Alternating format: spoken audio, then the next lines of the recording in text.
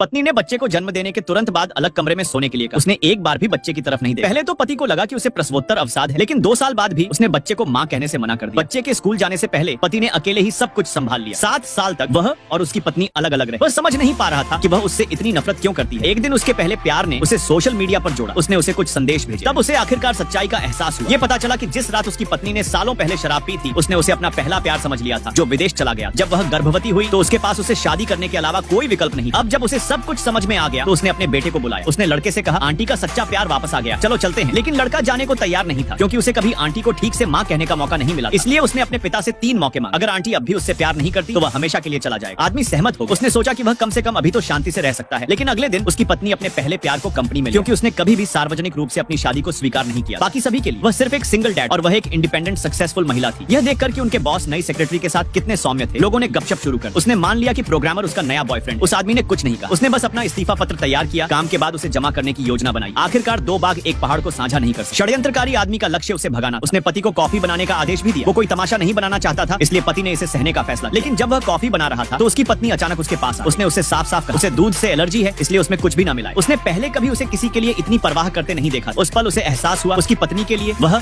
और उसका बेटा बाहरी लोगों से ज्यादा कुछ नहीं। उसने कॉफी पहले प्यार को थमा दी, लेकिन उसे पीने के बाद अचानक उस आदमी को सांस लेने में तकलीफ होने लगी। उसकी पत्नी की पहली प्रतिक्रिया यह थी कि उसने अपने पति पर दूध मिलाने का आरोप लगाया। चाहे उसने उसे कितना भी समझाया, उसने उसकी एक न सुनी। उसने उसे तुरंत थप्पड़ मार दिया और कहा कि उसका पहला प्यार उसे फंसाने के लिए कभी भी एलर्जी का नाटक नहीं कर। यह देखकर कि उसकी पत्नी को उस पर विश्वास नहीं हुआ, उसने उसे कॉफी थमा दी। उसे यह जांचने के लिए कहा कि अंदर कोई दूध है या नहीं। पहला प्यार घबरा गया और उसने दर्द का बहाना करते हुए अपना पेट पकड़ लिया। उसकी पत्नी को उस पर तरस आ रहा था। उसने तुरंत अपने पति से घुटने टेकने और माफी मांगने को कहा। जब उस आदमी ने मना कर दिया तो उसने एक स्टन गन पकड़ी और उसे तब तक झटके दिए जब तक उसका पूरा शरीर ऐंठ नहीं गया। उसके बाद ही उसे संतुष्टि मिली। वह अपने पहले प्यार के साथ उसे अस्पताल ले जाने के लिए निकली। लेकिन जैसे ही वे बाहर निकले उसने देखा कि उसका बेटा स्कूल के गेट पर खड़ा उसका इंतजार कर रहा। लड़के के चेहरे पर आंसू बह रहे थे, लेकिन उसने फिर भी वहां से जाने का फैसला किया। कुछ ही समय बाद उस आदमी ने अपना इस्तीफा दे दिया। जब उसके सुपरवाइजर ने पूछा कि क्यों, तो उसने बस इतना कहा कि बच्चे की मां विदेश में, इसलिए उसके पास वहां से जाने और परिवार को फिर से जोड़ने के अलावा कोई विकल्प नहीं। सुपरवाइजर ने उसका कंधा थपथपाया, उसे प्रोत्साहित किया और कहा कि उसके जैसा प्रतिभाशाली व्यक्ति कहीं भी चमक सकता है। उसने अपने इस्तीफे की प्रक्रिया को सुचारू रूप से पूरा। इस बीच उसकी पत्नी को इसके बारे में कुछ भी पता नहीं था। वह अपने पहले प्यार के बेटे के साथ समय बिताने में बहुत व्यस्त। वह पूरी तरह से भूल गई कि उसने अपने बेटे से वादा किया था कि वह उसकी पेरेंट टीचर मीटिंग में भाग ले। लंबे समय तक उसका इंतजार करने के बाद वह आदमी अपने बेटे को खुद स्कूल ले। लेकिन उसे आश्चर्य हुआ कि उसकी पत्नी पहले से ही कक्षा में बैठी। पहले तो उसे लगा कि उसे आखिरकार होश आ गया कि वह अपने बेटे के लिए यहाँ आई है। लेकिन जैसे ही वह लड़के को अस्वीकार करने वाली थी, पहले प्यार के बेटे ने अचानक उसे जमीन पर धकेल दिया।